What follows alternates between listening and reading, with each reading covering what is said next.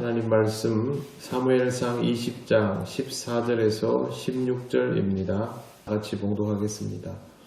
너는 내가 사는 날 동안에 여호와의 인자하심을 내게 베풀어서 나를 죽지 않게 할 뿐 아니라 여호와께서 너 다윗의 대적들을 지면에서 다 끊어버리신 때에도 너는 내 인자함을 내 집에서 영원히 끊어버리지 말라 하고, 이에 요나단이 다윗의 집과 언약하기를 여호와께서는 다윗의 대적들을 치실지어다 하니라.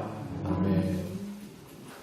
너는 내가 사는 날 동안에 여호와의 인자하심을 내게 베풀어서 나를 죽지 않게 할 뿐 아니라 여호와께서는 너 다윗의 대적들을 지면에서 다 끊어버리신 때에도 너는 내 인자함을 내 집에서 영원히 끊어버리지 말라 하고.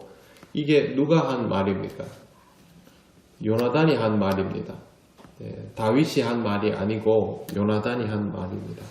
지금 상황은 다윗이 좋지 않죠. 다윗은 지금 죽을 지경인데 왕의 아들인 요나단이 위기에 몰린 다윗에게 이런 말을 합니다. 부탁을 하고 있는 것이죠. 지금 다윗은 목숨이 왔다 갔다 하는데 다윗한테 참 안됐다, 내가 어떻게든 도와줄게, 이렇게 대화가 나가야 정상인데 그게 아니고 나중에 우리 집을 보호해달라, 우리를 보호해달라, 그렇게 이야기를 하고 있습니다. 왜 이런 말을 할까요? 이유는 간단합니다. 지금 다윗이 위기를 겪고 있지만 이게 끝이 아니다라는 것을 요나단은 확신하고 있는 것입니다.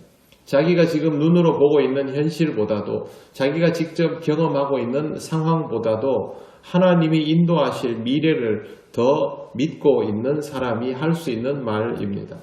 믿음은 다른 것이 아닙니다. 지금 내가 눈으로 보는 것보다, 내가 경험하고 있는 것보다 하나님께서 하실 일에 대하여 더 확신을 가지고 있는 것, 그게 바로 믿음입니다. 요즘 이런 믿음을 찾아보기가 어렵죠. 믿는 사람들조차 눈으로 보는 것을 더 신뢰를 합니다. 지금 한국교회가 여건이 여러 가지로 어렵습니다. 하나님께서 한국교회를 그동안 사용해 오셨고 앞으로도 그렇게 하실 거지만 현실이 어렵다 보니까 교회가 두려움을 가지고 이 세상에 서 있습니다. 그러면 한국교회는 앞으로도 답이 없는 것일까요?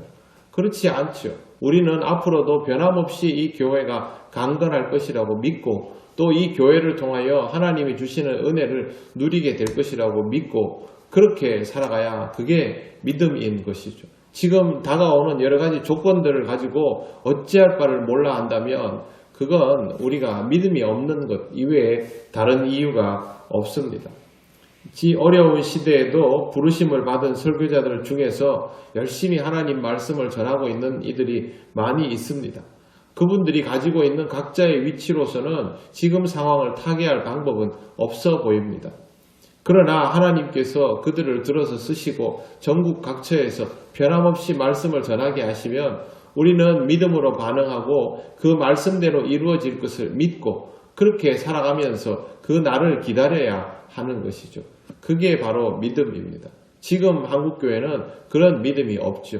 눈으로 보이는 교회가 아니면 답이 없는 줄 알고, 교인들이 당장 모여있지 않으면 무슨 큰일이 나는 줄 알고, 교회 재정이 가득 차있지 않으면 교회가 금방 위기에 빠질 줄 알고, 그런 것들이 다 믿음 없는 모습들입니다. 그동안 한국교회는 그런 것들에 의지해서 지탱해 왔거든요.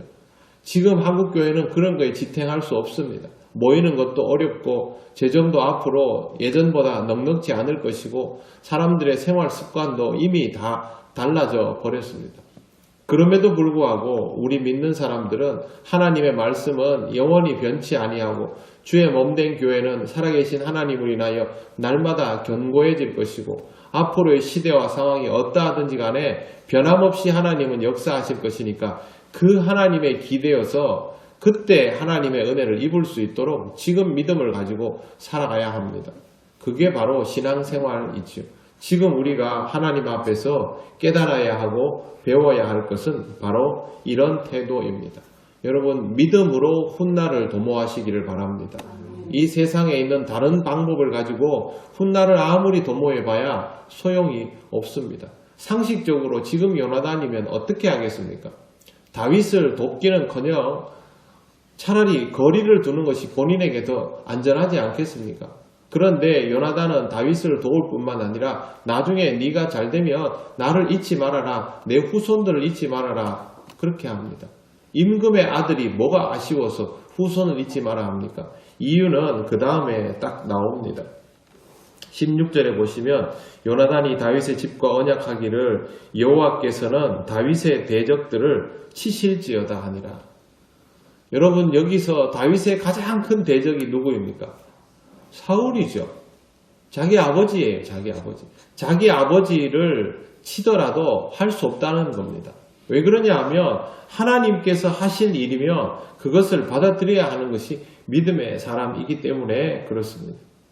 요나단의 말 그대로라면 다윗은 하나님의 사람이니 그 앞을 아무도 막아서는 안 되며 내 아버지라 할지라도 막아서는 안 되며 하나님께서 다윗을 통하여 일하시면 다윗의 대적들은 내 처짐을 당해야 한다, 이 말입니다. 그러면 다윗은 흥할 것이고 사울은 쇠하지 않겠습니까? 그럼 지금 자기 집안이 왕가라 할지라도 결국에는 몰락하게 될 거라는 걸 요나단은 이미 알고 있는 거죠. 어떻게든 다윗을 죽여서 내가 다음 임금이 되겠다라는 생각을 요만큼도 하지 않고 어차피 판세는 기울었으니 하나님께서 하시는 일대로 이루어질 거면 다윗은 이렇게나 저렇게나 흥하게 될 것이고 우리 집은 망할 거니까 그렇게 망할 거면 다윗 나중에 우리 집안을 잘 살펴주라, 그 얘기하는 겁니다. 어떤 믿음이어야 이런 말을 할 수 있겠습니까? 이런 요나단을 하나님께서 쓰시는 것입니다. 다윗이 당연히 훌륭하지요. 그러나 하나님께서 이 훌륭한 다윗을 만들어가기 위해서 정말 다윗보다 더 훌륭한 요나단이라는 인물을 다윗 곁에 붙여두고 있다라는 사실을 꼭 명심을 하시기를 바랍니다.